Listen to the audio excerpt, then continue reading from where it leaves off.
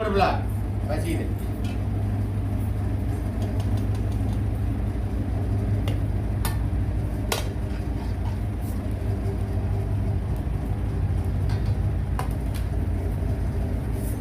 என்ன சோறு இது?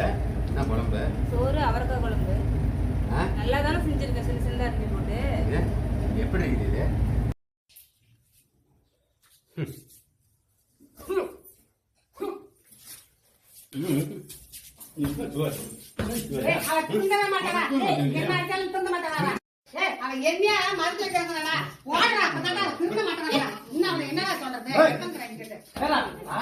உங்களுக்கு இதான் வேலையாடா?